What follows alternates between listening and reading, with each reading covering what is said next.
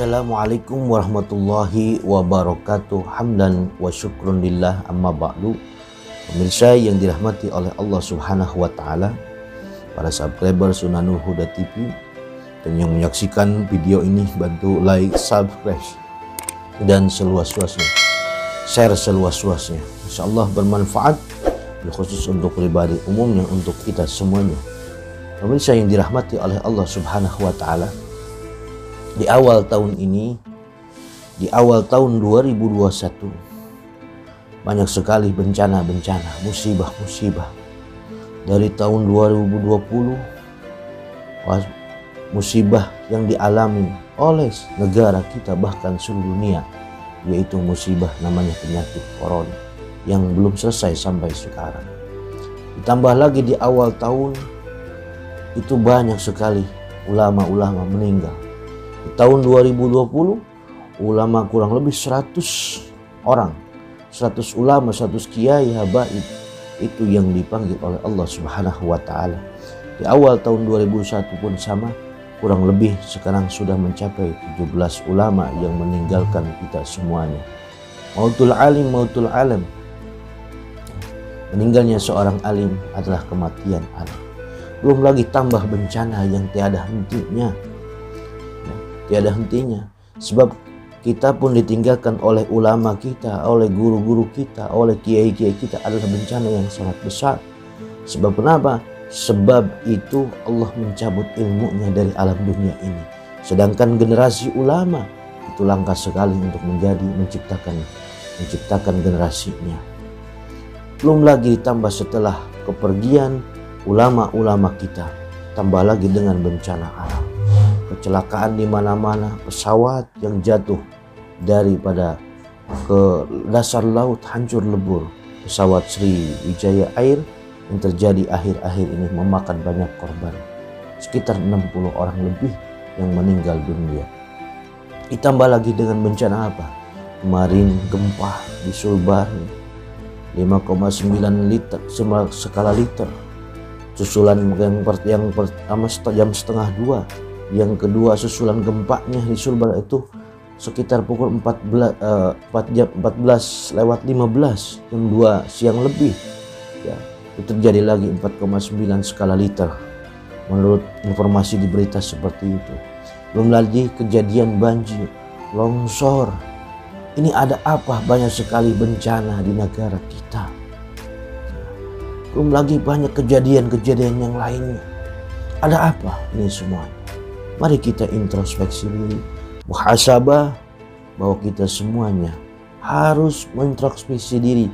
Yang pertama, jangan jauh dari Allah Subhanahu wa taala. Mungkin saja ini adalah teguran dari Allah Subhanahu wa taala ketika kita jauh dari ulama, ketika jauh kita jadi dari Allah, ketika kita jauh dari masjid, kita jauh dari sholat, ketika kita jauh dari majlis ta'lim dan lain sebagainya. Mungkin inilah teguran dari Allah Subhanahu wa ta'ala. Kalau kita masih beriman kepada Allah Subhanahu wa ta'ala, marilah kembali. Jangan tinggalkan Allah. Libatkan dalam setiap hidup kita, setiap langkah kita, setiap lisan kita. Zikrullah, zikir kepada Allah, mengingat kepada Allah Subhanahu wa ta'ala. Kalau Allah sudah murka, Allah akan menggerakkan makhluk-makhluknya. Bukan hanya seperti manusia yang bergerak. Allah gerakan lautan bisa tumpah ke daratan, gunung meletus, belum lagi lama terjadi puting beliung, angin puting beliung menghancurkan. Ini banyak sekali musibah. Kenapa ini semuanya? Karena kita lupa sama Allah, jauh dari alim ulama, jauh dari masjid, jauh dari sholat, jauh dari ngaji. Ditegur sama Allah, masih beruntung masih ditegur oleh Allah. Coba kalau Allah sudah turunkan azab, sebab bukan hanya orang yang taat saja yang kena. Tujuan Allah mengirimkan azab kepada orang-orang yang jauh dari Allah, yang maksiat kepada Allah. Tapi orang yang rajin ibadah pun pasti kena imbasnya. Oleh karena itu, amar ma'ruf nahi munkar itu harus dijalankan. Setelah kita bisa menjalankan dalam diri kita taat kepada Allah, kembali kepada Allah, Maka kita pun harus mengajak saudara kita, tetangga kita, dan lain sebagainya agar Allah nggak murka. Ya, akhir zaman kiamat sugro sudah Allah tunjukkan. Ini kecil, kiamat kecil, tapi sebegitu dahsyatnya, luar biasa. Manusia panik, khawatir terjadi ada yang lebih dahsyat lagi. Solusinya apa? Yaitu solusinya dengan ada bencana ini, jangan jauh dari Allah. Kembalilah kepada Allah. Hilangkan di kampung kita kemaksiatan. Kita mengajak kebaikan, banyak istighfar, mohon ampunan sama Allah agar negara kita aman, agar pemimpin-pemimpin kita soleh dan solehah. Mohon ampunan sama Allah. Insya Allah, kalau kampung kita, negara kita sudah beriman kepada Allah, bertakwa kepada Allah, Allah tidak akan turunkan azab tersebut. Allah tidak akan kirimkan makhluk-makhluknya karena Allah murka. Oleh karena itu kembalilah kita kepada Allah. Subhanallah walhamdulillah wala ilaha illallah.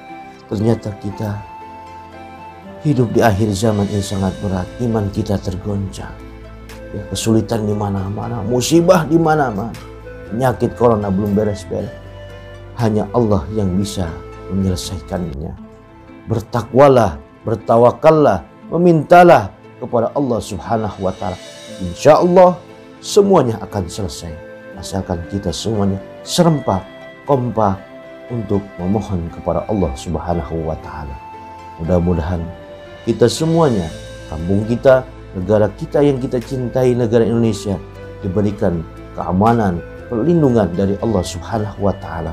Saudara-saudara kita yang telah kena bencana, baik yang masih hidup, berikan kesabaran, yang sudah meninggal dunia, mudah diterima iman Islamnya di sisi Allah Subhanahu wa taala. Amin ya Allah ya rabbal alamin. Itu saja saya dapat sampaikan. Mohon maaf al-faqir. Wassalamualaikum warahmatullahi wabarakatuh.